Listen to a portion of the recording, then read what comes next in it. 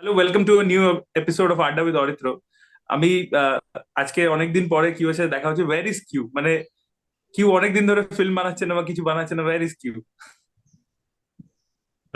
আপাতত তো গোয়াতে, বাড়িতে, বেড়ালের সাথে। এবং ফিল্ম বানানো ব্যাপারটাই তো এখন গোলমেলে হয়ে গেছে অনেক। আর যেরকম তুমি জানো, এবং আমার কাজ যারা খুব কতিপয় লোকে যারা পছন্দ করে তারা জানে, আমি তো ঠিক সিনেমা সিনেমা বানাই না, মানে কমার্শিয়াল সিনেমা বানাই না।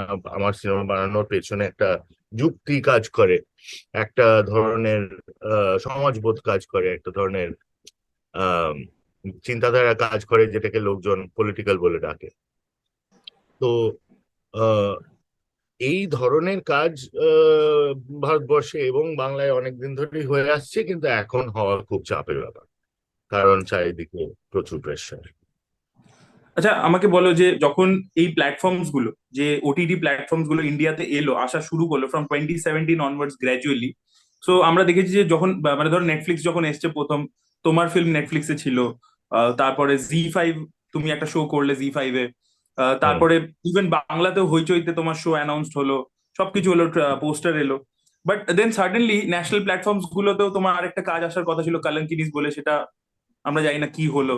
যখন আমি তোমাকে ইন্টারভিউ করেছিলাম, this was just before pandemic.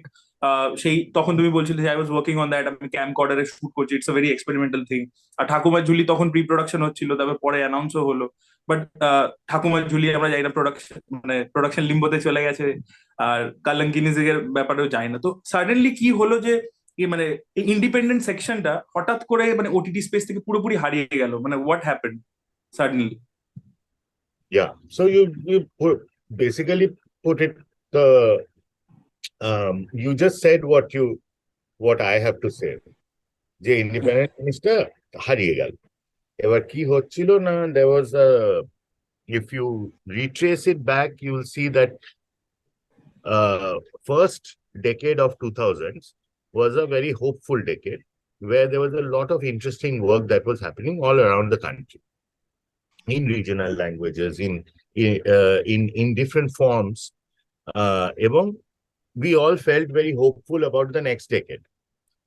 And the next decade started with a bang. 2010, 11, there were many films that came. There were many new talents which were, which burst forth. For instance, like normal times, people wouldn't have given them any scope, even 5 years back. But then suddenly there was a person like me or many others who sort of popped up in the framework. This led to us all going into a quality level matching the international standards of quality in whatever we were doing. So we did well in festivals. We were starting to get distributed everywhere. And the only problem was looking like that, okay, India, what does India, how do we distribute in India? What happens there? Because if you really look at it, there was never any space for this in India, but even back then. There was never any way to show these films, showcase these films. There were no places. There was no distributor. We were holding on to 5 of our films for 6 years, from 2010 to 2016. And in 2016, when Brahmanaman went to Sundance, we met Netflix, and there was a bidding war. A lot of people don't know about this. So just to refresh the memory, there was a bidding war between Netflix and Amazon for our film, Brahmanaman. And ultimately, Netflix won that bid because Netflix told me that we will never censor you, we'll take all your films. So 2016 is the Everest churro. Okay. You can't go get any higher than this. I was already feeling like, oh shit, this was not supposed to happen. What is going on? So Netflix launches with Asia with our films. We are the first Netflix Asian original. These claims, when they come from single entities, they're not looked at in the way that when it comes from corporations. For instance, if you Google what is the first Indian hip hop film, you'll see Gully Boy, which is a rip-off of 8 Mile and a Bollywood remake of something that they have heard of and want to capitalize. Whereas Gandu was the original hip hop film, but there is no way in India to sort of accommodate this kind of logistics or data. So Also media. I mean, the media, there is no it way is, to, yeah, I mean, to match the kind of money that media needs in order to yeah, put something out there. yeah, The media needs money yeah. in that framework of the mainstream and Yeah. uh, So basically, we realized quickly after 17, 18, we realized that, okay, people were coming to us, like you said, with Z5, and we did a lot of Bible work back then, because nobody knew how to work with these networks. This was a totally different, weird way for most producers. And nobody gave Netflix 2 dimes worth of notice.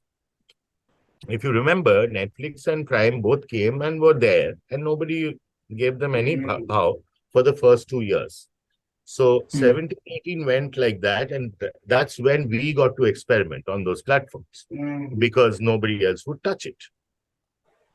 The moment that everything changes from to 2019, when number one thing happens is that Disney gets into the OTT game properly, puts in a lot of money, it brings cricket onto internet, and everything changes again. So now the viewing patterns are changing. The people are starting to commit to internet streaming platforms, and obviously the producers came running and the capitalization started happening, which is why from 2019 you see the networks start putting up bizarre rules for producing stuff, which only favors the bigger producers. Exactly what TV was like in India. So while Netflix programs are absolutely top notch in Portugal or Spain or Germany or anywhere in the world, in India, it's like a serial situation is happening. So we were not going to participate in that. No, naturally, one thing is that we are not going to participate in something that is mainstream. Secondly, what happened with Viacom and MTV, which is the show Kalankinis, which Henna was creating, it was a feminist comedy show. And it was also bolstered by the fact that from 2014, comedy was really becoming popular and powerful in India as a form. And there were comics who were really good, and we could work with them, like, international comedy shows. So we did something like that for MTV. And to this day, we don't know. They never got back, basically, after we delivered the project. It wasn't political overtly. It really slammed it was about patriarchy. patriarchy. Yeah, Yeah. it was slamming patriarchy in a funny way. It was like a comedy show, like 6 comedians. We really wanted to make a show with female comics, because mostly, I mean, we could see that there was a huge number of great comics who were out there now in India, and it was a time for the comic boom. And we really wanted to bolster and see what happens with, feminist comics, women comics, to put them together and make a fake reality show, which is like a scripted reality show. And you pretend that you're pretending to win the Kalankini. Who gets to be a Kalankini? And the word Kalankini in itself is a take off from, a word which means it's only for women. It's only used for women, and it's only used for tainted women. So it was about they're fighting to be the most tainted. So it was really a funny take on patriarchy and how women are painted into these roles, And they were really funny, and it was like kind of, some of it was on the street, some of it was kind of fictionalized inside a studio, and it was just really fun and fun bakwas. But thoda, I mean, usme feminism tha, of course, but wo kabhi they didn't put it on air. I mean, it was for MTV and for Woot. We did a very censored version for MTV, which was without any of the bad words, and but none of that got shown. Yeah. So that was one thing. And Hoichoi, of course, did Tarana Tantric very, we didn't face any issues. But everything, again, as I said, the pandemic happened and everything changed and laws changed, most importantly. The new IT laws were brought in. Nobody was actually going to take any more risks And after the Tandav incident happened. the censorship was really coming down hard on the networks. They were just putting out like arrest warrants and stuff like that for people who were in decision-making positions. So everybody got very scared. Yeah. So consequently, what happened with Thakumat Juli was that it was made as a series. At the height of this tension, and the network was like non-committal about this issue, কি করা যায় এটা নিয়ে। সেটা করতে গিয়ে তখন বোঝা গেল যে আমি তখন অপশন দিলাম যে আমরা এটা সিনেমা হিসেবে দেখি, কারণ তার একটা ইন্টিগ্রিটি আছে। সিরিজ তো একটা নেটওয়ার্কের একটা চ্যানেলের, ফিল্মটা একটা অন্য একটা বস্তু হিসেবে দেখা যেতে পারে। So we are at the end of that journey. ফিল্মটা আবার করে আমরা এডিট করে করানো হয়েছে, এবং এই মুহূর্তে হইচই সেটা নিয়ে একটা ইন্টারনাল রিভিউ করছে যে ওরা কিভাবে এটাকে রিলিজ করতে পারে। এখনো ভেবে চলেছে। এটা তো তাহলে মানে 2-3 বছর ধরে ভাবনা চিন্তা চলছে তাহলে? ভাবনা চিন্তাটা 1 বছর ধরে তো ডেফিনেটলি চলছে। 1 বছর তো বানাতেই লেগেছে, তারপরে 1 বছর ধরে ভাবনা, হ্যাঁ, বিভিন্ন রকম চিন্তা মাথায় আসছে। হ্যাঁ। So, my question to you is, you're a producer of this kind of space. So, there was one time when PVR was screening this kind of independent films. I still remember that Om Darbadar was screened on PVR Director Special, and all this kind of stuff was happening. There was a certain thing called multiplex cinema when Anurag Kashyap made Girl in Yellow Boots. So, those kind of stuff was happening. Then, kind of multiplex cinema was taken over by the mainstream. Then this kind of films came to OTT. Now OTT is taken over by mainstream. So now where this films is going to find the place? Because I remember Kanu Bell made a short film. It's a great short film, but it came to movie for only 7 days, and then I couldn't find it anywhere. So a filmmaker like Kanu Bell, like he has only one film people know, that's Titli. After that, we don't know what he's doing, or his work is not coming to us. We want to see more of him, but we cannot find avenues to see those films. So where do you see this, like in next 2-3 years, where we can see this film, or what will happen to this scene, like the underground scene or the independent scene? Very sad to say, but we have to declare the underground scene shut at this point, right? As far as films are concerned. Primarily, films film as a medium is a problematic story because it has so much state intervention.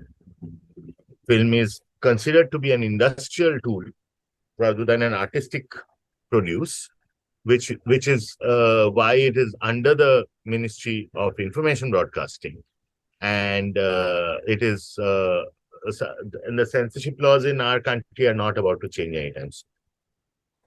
Also in India, I think film is such a big part of culture by now. Like there's no other thing really. I mean, if you see cities like Bombay, I mean, Bollywood has been like their only culture. Like there's the only main pop culture. I mean, even music is coming from there. Everything, all fashion, everything is coming from film. So it's a huge influence by now. I mean, so we really need to find other avenues. I mean, there are other ways now. There's digital media. There's other media that is available now, and we need to put our underground in some other space, which is possibly digital and possibly away from the state. The state, that's why it's so controlling of film, right? Because it's everywhere. It is an obsession. There is nothing else. People are not reading as much, of course. And I mean, even music is really linked to film. So that's, we need to maybe put our attention into music, which is away from film. I don't know, or digital media. Like I'm working on a video game. Who's working on another platform, which is for artists. So, we are trying to put our energies in other spaces. So we're like to say it like this, like if you ask that question, যে সিনেমার কি হবে, তাহলে উত্তরটা খুবই depressing. ঠিক আছে, এবার কিন্তু ডিপ্রেসড হয়ে পড়লে চলবে না। কারণ এই ডিপ্রেসিং সিনটা তো আগেও ছিল, এটা তো নতুন নয়। এটাই তো কাটিয়ে আমরা ফিল্ম করেছি, করে তারপরে ওরা বুঝে গেছে, বুঝে গিয়ে আর দিচ্ছে না করতে। এবার বুঝে গিয়ে যখন দিচ্ছে না, তার মানে তুমি যে পথে চলতে চাইছো সেখানে রোড ব্লক আছে। বারবার করে ওখানে গিয়ে মাথা গুঁজে তো লাভ নেই, মাথাটা তো ফেটে যাবে কিছুদিন পরে। ওটা তো একটা পাঁচিল, ওটা তো ভাঙবে না, এইভাবে তো ভাঙবে না। এবং সবচেয়ে বড় কথা হচ্ছে, যারা তখন এইগুলো করছিল তারা সবাই খুব ইয়াং এবং মানে ড্রিভেন ছিল। আমরা সবাই ভাবছিলাম যে সব সব পাঁচিল ভেঙে যাবে, বার্লিন ওয়াল পড়ে যাবে, এসব ভেবেছিলাম। কিন্তু তার ঘটনাটা হলো কি, উল্টো হলো ব্যাপারটা। যে দেয়ালগুলো ছিল না সেগুলো উঠে গেল আস্তে আস্তে করে। সুতরাং এই পলিটিক্যাল ক্লাইমেটে, যেখানে সবকিছু সেন্সার, সমস্ত কিছু ওপর চোখ রাখা হচ্ছে, সেখানে ফিল্মের মতো একটা মিডিয়ামে সত্যি কথা বলা কিংবা প্রপার কথা বলা, সামাজিক সত্য উন্মোচন করা, এগুলো ভাবাও একটা বোকামি বলে আমার মনে হয়। কারণ এইভাবে তো ওরা করতে দেবে না অবভিয়াসলি। তো তার মানে আমাদের অপশন গুলো আমাদের নতুন ফর্মের দিকে নিয়ে যাবে। গল্প তো একই থাকছে, হুম। কিন্তু ফর্মটা চেঞ্জ হতে হবে। কারণ কীর্তি ঘটক বলে গেছিলেন যে সিনেমা সবচেয়ে বেশি পপুলার, সেই জন্য আমি সিনেমা করি, নাটক হলে নাটক করতাম। আচ্ছা, আমার একটা কথাটা কোয়েশ্চেন আছে। যখন কোনো শো এরকম স্টল হয়ে যাচ্ছে বা এই হয়ে, ধর ফর এক্সাম্পল ঠাকুমার ঝুলি, তো হুম, যে প্রডিউসার খরচা করে বানাচ্ছে, তো হাউ হি ইজ মানে how that person is getting back the money? মানে তাহলে কি ওটা পুরো লস, মানে পুরো প্রজেক্টটা এটা কি লস হয়ে গেল? Because channel is not gonna pay until they are gonna tell. yeah, that's the surest way of making it convincing for these guys not to do it again. Loss খেলে আবার করবে কি করে, এটা একটা পয়েন্ট। আরেকটা পয়েন্টও এটাও যে ওটিটি তো এইভাবে কাজ হয় না যে প্রডিউসার কাজ করে বেচছে, এটাও হয়, কিন্তু হুম। সিন্ডিকেশন হয়, কমিশনিং হয়। হুম। So in those cases, that it's not about money lost. The money is lost for the channel perhaps, or they can possibly waive that off. তারা এসব ডিসিশন বসে নিচ্ছে, যেখানে পেমেন্ট হয়ে গেছে তাও তারা চালাবে না। আচ্ছা। হ্যাঁ, এটা একেবারেই পলিটিক্যাল ডিসিশন, এগুলো একেবারেই যুক্তির ডিসিশন। তাদের নিজস্ব যে জায়গায় তারা পজিশনে দাঁড়িয়ে আছে, যে জায়গাটা নিচ্ছে, সেই জায়গাটাই হয়তো সেটা তাদের করতে বাধ্য করছে। আর আরেকটা জিনিস বলো, তুমি আমাকে 1 বছর আগে বলেছিলে তুমি একটা অ্যাপ ডেভেলপ করছিলে, তুমি আমাকে একটা বিটা ভার্সন পাঠিয়েছিলে। হোয়াট ইজ দ্যাট অ্যাবাউট, যদি একটু বলো। হ্যাঁ, এইবারে ব্যাপারটা ওইটা অনেকটাই গিয়েছে। কারণ একটা জিনিস বুঝতে হবে যে আমাদের ভারতবর্ষে রিসার্চ এন্ড ডেভেলপমেন্টের তো কোনো ব্যাপার নেই, কোনো এক্সপেরিমেন্ট কেউ কখনো করবে না। কারণ প্রথমে তোমাকে জিজ্ঞাসা করবে এটা আগে হয়েছে কিনা, এটা করে তোমার লাভ কি হচ্ছে। এই প্রশ্নগুলোর জবাব তুমি না দিতে পারলে সেটা অ্যালাউ করা হবে না। যার জন্য আমাদের সময় লাগে কাজ করতে, কারণ আমরা একা নিজে নিজে করি, কারণ কেউ আমাদের সাপোর্ট করে না। একটা অ্যাপ বানানো আর একটা সিনেমা বানানোর মধ্যে বিরাট তফাৎ। প্রথমত হচ্ছে যে সিনেমা আমি কিন্তু একটা 10 লাখ টাকায় বানিয়ে ফেলতে পারি, হ্যাঁ, কিছু একটা বানিয়ে দেবো। কিন্তু ওই অ্যাপটা সে টাকায় হবে না, তোমার 50 লাখ টাকা, 1 কোটি টাকা লাগবে। Because it's technical, right? You are creating something new, fundamental, মানে সায়েন্স অ্যাপ্লাই করা হচ্ছে। হুম। তো সেই সব কাজ করতে সময় লেগেছে। মার্চ থেকে এপ্রিলের মধ্যে আমরা বিটা রেডি করে ফেলছি। এবং থ্যাঙ্কফুলি এখন আমাদের একটা সাপোর্ট পার্টনার আছে। We are on the Tezos blockchain. Tezos হচ্ছে একটা স্টেবল ব্লক চেন, যাদের নিজস্ব নিজস্ব টোকেন আছে, কিন্তু সেটা ফ্লাকচুয়েট করে না ক্রিপ্টোর মতো। এবং ওদের একটা আর্ট অ্যান্ড কালচার একটা ডিপার্টমেন্ট আছে। একমাত্র ব্লক চেন যারা আর্টিস্টদের প্রমোট করার জন্য কিংবা তাদের ফান্ডামেন্টালি তাদের লাইফটাকে স্মুথ করার জন্য তাদের টেকনোলজি গুলোকে অ্যাডাপ্ট করার চেষ্টা করছে। তো we have fit in nicely into that. This app that we are developing is called Foof. এবং Foof is a publishing platform, it's a Web3 publishing platform. এই যে এক্ষুনি বললে তুমি কথাটা, এই যে আমাদের আটকে যাচ্ছে, এই আটকানোটা যাতে না আটকায়, ঠিক আছে? এবার তুমি এইটাকে বিভিন্ন ভাবে দেখতে পারো। একটা দেখতে পারো যে পাবলিশিং মানে কি। হার্পার কলিন্সও পাবলিশ করে, পেঙ্গুইন পাবলিশ করে, নেটফ্লিক্সও পাবলিশ করে, টিকটক ইউটিউবও কিন্তু পাবলিশ করে। তার মানে publishing is a legal term. Putting anything out, that's publishing, right? It's a legal term, it's a decision. Once you take that decision, you are liable for these for this decision, right? And internet is a world. It's global internet laws. There are some benchmark border laws, government যেখানে যে দেশে তুমি function করছো সেখানকার ল, আবার ইন্টারনেটের একটা নিজস্ব ল, রাইট? তো এই জায়গাটাতে আমি খুব ইন্টারেস্ট পাই। অবভিয়াসলি চিরকাল আমার হেভি ইন্টারেস্ট, কারণ আমাদের প্রথম থেকে ডিজিটালি তো আমাদের একমাত্র সহায়, ইন্টারনেটের থ্রু দিয়ে লোকজন দেখে এসছে আমাদের কাছে। এখন বলা হচ্ছে যে তুমি ফিল্ম না করে ফুফ বানাও। What is Foof? Foof is a new story telling tool. সেখানে তুমি যা শিখেছো আজ অব্দি, মানে লিখতে জানো, আঁকতে জানো, মিউজিক করতে পারো, সাউন্ড বসাতে পারো, ভিডিও করতে পারো, জিফ করতে পারো, টেক্সট আর ইমেজ একসাথে দিতে পারো, যে কোনো রকম কম্বিনেশন করতে পারো করে একটা সিনেমা গল্প বল আমার। তাহলে কি হলো, আমাকে তো আর পুরো সিনেমাটা শুট করতে হচ্ছে না। আমি খানিকটা লিখবো, খানিকটা আঁকবো, খুব ইম্পর্টেন্ট কিছু ভিডিও জিনিস যেগুলো মোশনে ক্যাপচার না করলে হবে না, সেই জায়গাগুলো আমি ভিডিওতে করব, করে গল্পটা আমি বলবো। এটাও করতে পারি যে আমি প্রথমে স্ক্রিপ্টটা লিখলাম, সেটা পাবলিশ করে দিলাম, আইটারেশন করলাম, সেটাও পাবলিশ করে দিলাম। It's like an open source publishing platform run entirely by the artists, communities who are running it. এগুলো সব কমিউনিটি বেসড। কমিউনিটিটা ভ্যালিডেট করছে আর্টিস্টদের, তখন তারা পাবলিশ করতে পারছে। সেটা থেকে তাদের এনএফটি করার অপশনস থাকবে, এবং যে কোনো ধরনের আর্টিস্ট, ধরো আমাদের ফুফে এখন বেশিরভাগ আর্টিস্ট হচ্ছে graphic, painters, musician, film makers, writers. The next lot who are coming in are gamers and tattoo artists. That's where we are going to go. সেখানে আমরা তাহলে এই ধরনের ফর্ম গুলোকেও ইনক্লুড করে নেবো in the storytelling. So this is what has been really keeping us busy, which we think is taking real ownership of the fact that আগামীকাল কি হবে। আমরা তো আজকেরটা নিয়ে দুঃখ করছি যে আজকে বেরোচ্ছে না, আগামীকাল তো আরো বেরোবে না, তখন কি হবে? So we've been busy working to make sure that the output doesn't stop. Right? Last একটা কোয়েশ্চেন তোমাকে, যে যখন লাস্ট ইয়ার রোদ্দুর রায়কে অ্যারেস্ট করলে, he was with you? She'll take off. She has another meeting. Thank you. Yeah, Bye. sure. Bye. Thank you so much, Hina, for giving time.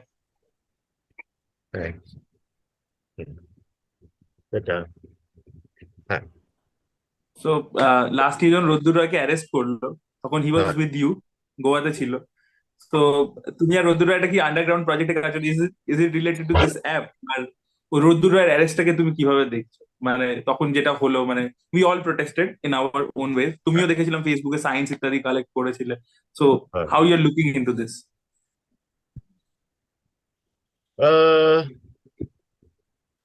মানে ওই বাজারি মিডিয়ার মতো কোয়েশ্চেন হয়ে গেল জানি, বাট স্টিল। মানে প্রথমত তো বলতে হবে যে এই যে ব্যাপারটা এখন হয়ে গেছে যে এরা এদের দুজনকে কিংবা ওদের এইখানে এই হয়েছে হলেই কিছু একটা তার থেকে হবে, মানে প্রডিউস ওরিয়েন্টেড চিন্তাধারা আর কি। আমরা ব্যাপারটাই দেখি এইভাবে যে আমাদের যেহেতু ছোট একটা সংস্থান, এবং আমাদের আমরা যে কাজটা করি সেটা ভারতবর্ষে খুব কম লোকেই করছে সিরিয়াসলি। আমাদের দায়িত্ব ছিল চিরকালই যে যারা এ ধরনের কাজ করছে সবাইকে জানা, চেনা এবং ভালোবাসা, এবং যে কোনো ভাবে হেল্প করা, কি আদান প্রদানটা রাখা, to form a community of like-minded artists and individuals who are interested in progressive thought. তো তার মধ্যে আমি তো সেটাতে থেমে যাব না। আমার কাছে সিজিও আছে, বাপনও আছে, স্যান্ডিও আছে, রোদ্দুরও আছে। এরা সবাই আমার ইম্পর্টেন্ট বন্ধু, সবাই ইম্পর্টেন্ট কাজ করছে বলে আমার ধারণা। আজকে ধরো কলকাতার মতো একটা জায়গায় যা ইন্টেলেকচুয়াল স্পেস, আমার মনে হয় সেখানে সবচেয়ে বড় ইন্টেলেকচুয়াল কাজ এরা করছে। এইবারের বইমেলায় সুরজিৎ দা বলছিলেন যে উনি অনেকগুলো বই পড়েছেন, যা যা বেরিয়েছে ব্যাপারটা একটা তদন্ত করে দেখে সুরজিৎ দার কথায় সুরজিৎ দা বললো যে একটাও আমি এমন লেখা দেখিনি, ধরো 2-3টে বই আছে যেটার প্রমিস আছে, কিন্তু যে লেভেলে র্যাপাররা লিখছে সে লেভেলে কোনো লেখা নেই কিন্তু। আর র্যাপাররা যে লিখছে সেটা কিন্তু লেখা বলে গ্রাহ্য করা হচ্ছে না। হ্যাঁ, ওটা লেখা না, ওটা তো র‍্যাপ। বুঝতে পেরেছো? মানে কেন্ড্রিক লামার কিন্তু পুলিৎজার পেয়ে গেছে, কিন্তু বাঙালি এখনো বুঝতে পারছে না যে র‍্যাপ সঙ্গীতটা কিভাবে তারা দেখবে ব্যাপারটা। তো আমাদের সিনটা হচ্ছে ওইটাই, যে তাহলে তাহলে কি আমরা র‍্যাপটাকে লেজিটিমাইজ করার জন্য একটা বই ছাপবো, শ্রেষ্ঠ র‍্যাপ রচনা। তো এরকমই আর কি আমাদের রোদ্দুর কি এদের সাথে সবার স্যান্ডির সাথেও আমি অনেক কাজ করছি, রোদ্দুরের সাথেও যা যা করা যায় যখন খুশি যায়। আমরা সুপার হ্যাপি বলে একটা এক্সপেরিমেন্টাল 3D শো করলাম গোয়াতে, সেটা বাংলা কেউ জানতেই পারলো না। কারণ মানে বাংলায় হচ্ছে খিল্লি না হলে কি করে হবে, আমি খিল্লি করবো আর টাইম পাস হবে। তো রোদ্রের সিরিয়াস কাজগুলো কজন ওর বই বই পড়েছে কিংবা ওর অন্য জিনিসগুলো দেখে, তারা খিল্লিটাই করে আর কি। ঠিক আছে করুক, কিন্তু আমাদের কাজটা আমাদের করে যেতে হবে, আমাদের এক্সপেরিমেন্ট গুলো আমাদের সারাক্ষণ করে যেতে হবে। সেটা আমরা এখনো করে যাচ্ছি। তো আর অ্যারেস্টের ব্যাপারটা তো খুবই ছেলে মানুষই, অবভিয়াসলি দুদিক থেকেই ছেলে মানুষই বলে আমার ধারণা। কিন্তু আম, ঠিক আছে, হয়েছে যখন, তখন একটা ইম্পর্টেন্ট একটা জিনিস ঘটনা ঘটে গেল। কারণ হয়তো বাংলায় এরকম আর হবে না, এমন ভাবে ব্যাপারটা হলো যাতে ফাইনালি এমন ভাবে সমাজের কাছে এমন লাগছে যে এটা করলে বোধহয় দারুণ কিছু লাভ হচ্ছে না, এরকম করলে এটা বিজেপিদেরকেই দেওয়া উচিত করার জন্য। এই হচ্ছে কথা। এই মানে কমিউনিটি বিল্ডিং তো ও যেমন করছে, জয়রাজ্য যেমন চালিয়ে যাচ্ছে কাজ একদিকে, হ্যাঁ, সেগুলো পপুলার পপুলার নয়, লোকজন জানে না, কিন্তু সাংঘাতিক ইম্পর্টেন্ট কাজ এবং আই থিঙ্ক অত্যন্ত প্রোগ্রেসিভ চিন্তাধারা। সো তুমি এই যে এতদিন ফিল্ম মেকিং থেকে ডিট্যাচ হয়ে, তোমার মনে হচ্ছে না যে it's more of a practice? Because তোমাদের এটা, তুমি আমাকে একবার বলেছিলে যে camera should be a part of the body. আমি যত বেশি ওটাকে নিয়ে সারাদিন ঘাটাঘাটি করব, তত বেশি আমি নিজের হাতে করবো আমি সবকিছু। তো তুমি এটা থেকে যে ডিট্যাচ হয়ে যাচ্ছ, তোমার মনে হচ্ছে না যে এর পরে যখন যদি তুমি ধরো 2 বছর পরে কি 3 বছর পরে আবার ওইভাবে যেভাবে তুমি গান্ডু শুট করেছিলে ওইভাবে করলে, এখন আর তুমি ওইভাবে শুট করতে পারবে না, ওই ওই এনার্জিটা আর তোমার ফিল্মের মধ্যে দেখা যাবে না যেটা গান্ডুর মধ্যে ছিল বা তাসের দেশের মধ্যে ছিল? হ্যাঁ, ওটা তো দেখা যাবেই না, ওটা তো সম্ভবই নয়। আর ওভাবে তো নামতেই পারা যাচ্ছে না রাস্তায়, কারণ চতুর্দিক থেকে ট্যাক্সের লোক এসে যাবে, ইউনিয়নের লোক এসে যাবে। এখন তো লোকজন চিনে গেছে, চিনে যাওয়ার পরে তো ওটা আর হয় না ওইভাবে করা, তখন অন্য পন্থা, তখন অন্যভাবে দেখতে হবে। থ্রেশহোল্ড লেভেলটাই অন্য জায়গায় চলে যায়, সেটা একটা সমস্যা বটে। সেটাকে আমরা আরেকবার ব্রেক করার চেষ্টা করব, দেখতে পাবো কি করা হয় যদি সেগুলো সাকসেসফুল হয়। এই বছর আমরা একটুখানি হোপফুল, কারণ একটা বিরাট আমার মনে হয় সিনেমাটিক বিপ্লব ঘটছে, সেটা ঘটছে বাংলাদেশে। বাংলাদেশ, ইয়েস। বাংলা সিনেমার বিপ্লব হচ্ছে, এবং তাতে কোনো পশ্চিমবঙ্গের কোনো লোক তাতে নেই। আমার ধারণা সেটা একটা খুব গুরুত্বপূর্ণ ব্যাপার, এবং সেটার উপরে আমরা চোখ রাখছি। এবং 10 বছর আগে যেভাবে সিনেমা বানানো হতো, কি 40 বছর আগে যেভাবে সিনেমা বানানো হতো, ওভাবে তো আর বানানো যাবে না, ওটা তো আর নেই। ডিএসএলআর এর সময়ও তো আর নেই।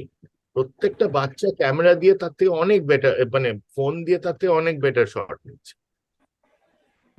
শট নেওয়া, শুট করা, এই জিনিসগুলো আর প্রফেশনাল নয়, কারণ এগুলোকে হোমোজিনাইজ করে দেওয়া হয়েছে এবং সেটা খুব ভালো ব্যাপার। সবার কাছে পেন্সিল আছে, যে কেউ লিখতে পারে, আঁকতে পারে। আগে যেটা এলিটিস্ট একটা প্র্যাকটিস ছিল, কিছু লোক খালি ক্যামেরা হ্যান্ডেল করতে পারতো, যেটা এগেনস্টেও আমি আগেও বলেছি, এবং আমিও সে এলিটের মধ্যে ছিলাম না, আমাকে কেউ শেখায়নি ক্যামেরা ওইভাবে হাতই দিতে দেবে না এফটিআই থেকে না পড়লে। তো সুতরাং ওই ব্রাহ্মণ তত্ত্ব, ওইটা যে গেছে আমার খুব ভালোই লাগে সেটা।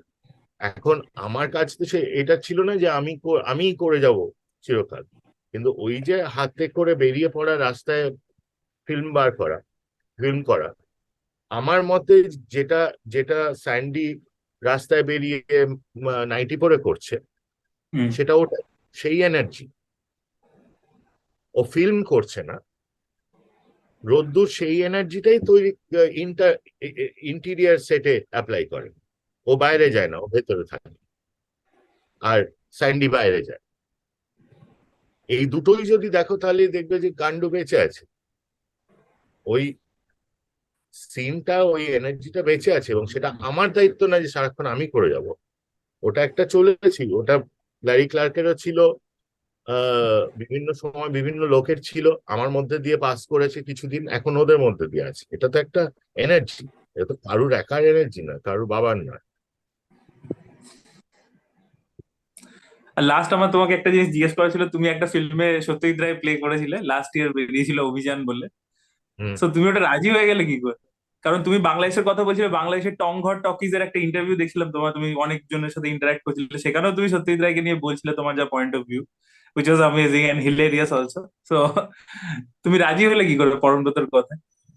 এটা অনেক, মানে আমি এটা মোটেই, যেটা মনে হচ্ছে বলার জন্য সেটা যেহেতু লোকজন অফেন্ড হয়ে যায় চট করে, আমার তাতে কিছু এসে যায় না, কিন্তু তাই অফেন্ড হওয়ার কোনো গল্প নেই। কিন্তু আমার মনে হয় এটা অনেকটা প্রশ্ন করা চার্লি চ্যাপলিন ক্ষেত্রে, আপনি হিটলার করলেন কেন?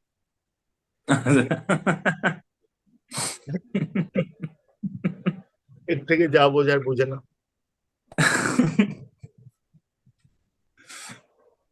আমার বাট তো বেশ ভালো। তুমি এর আগেও বিজয় নাম্বিয়ার তোমাকে ইউজ করেছেন অ্যাজ অ্যান অ্যাক্টর, দুলকার সালমানের সাথে তুমি অ্যাক্ট করেছো। নতুন সিরিজটাতেও আমি আছি, বোবা, আচ্ছা। বোবা খুনির চরিত্রে। আচ্ছা। হ্যাঁ, কোনো কথা বলে না, খালি খুন করে যায়। না তো একটা ক্যারেক্টার প্লে করবার সময় তো তার মানে বলে যে হেড স্পেসে ঢুকতে হয়, তার এটাকে বিলিভ করতে হয়, তো সত্যজিৎ রায়ের সাথে তোমার আইডিওলজিক্যাল ক্ল্যাশ আছে, তো সেখানে তুমি ওটা মানে প্লে করবার সময় কিছু। আমি অ্যাক্টর, তখন তো সে অ্যাক্টর তো অন্য লোকের সত্তাতেই তো ঢোকে, তাকে খারাপ লাগলে তো আরো বেটার, তাই না? আমার তো মানে তাই মনে হয়, কিন্তু অভিযান তো বেরোলোই না, এটাও তো একটা চাপ। না, বেরিয়েছিল, লাস্ট ইয়ার বেরিয়েছিল, রিলিজ করেছিল। থিয়েট্রিক্যাল হয়েছিল, কিন্তু ইয়ে হয়নি তো তোমার, ওটিটি টোটিটিতে নেই, কোনো না, ওটিটিতে আসেনি, হ্যাঁ। পাবলিশ হয়নি। আমিও দেখিনি, মানে আমি সিনেমাটা দেখিনি এখনো, হ্যাঁ। কিন্তু ওই ডাবিং এর সময় যতটা দেখেছিলাম, ফাইনাল ছবিটা দেখিনি। তুমি দেখেছো? না, আমি তখন ছিলাম না, আমি দেখিনি, আমি ট্রেলারে দেখেছিলাম।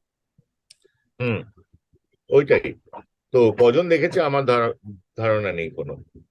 এবং তারপরে ওই আরেকটা সত্যজিৎ রায়ের ছবি এসে হ্যাঁ। হুম। সেটাও ঘুরিয়ে দিয়েছে, কারণ এখানে ট্রাই করা হয়েছিল একটা অ্যাক্টিং করার, ওখানে পুরো জিনিসটাই চরিত্রায়ন এবং অ্যাপিয়ারেন্সে নিয়ে যাওয়া হয়েছে।